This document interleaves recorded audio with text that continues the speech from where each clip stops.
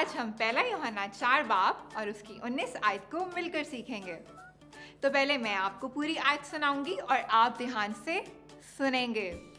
फिर एक लाइन मैं बोलूंगी और आप उसको दोहराएंगे और आखिर में हम मिलकर पूरी आयत को बोलेंगे।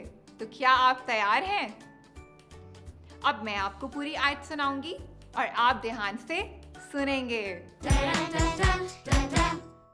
हम इसलिए मोहब्बत रखते हैं कि पहले उसने हमसे मोहब्बत रखी। पहला यूहन्ना 4 बाब 19 आयत। अब एक लाइन मैं बोलूंगी और आप उसको दोहराएंगे।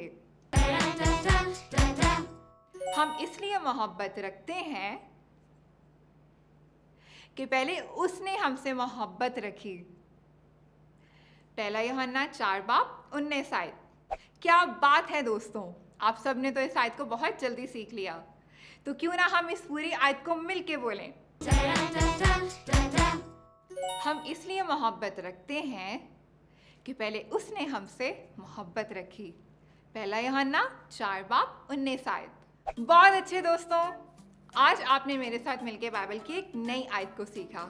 इस आयत को हमेशा याद रखें और दोस्तों को भी सिखाएं। अगली दफा मिलेंगे और एक साथ सीखेंगे बाइबल से एक नई आयत। तब तक के लिए बाय बाय।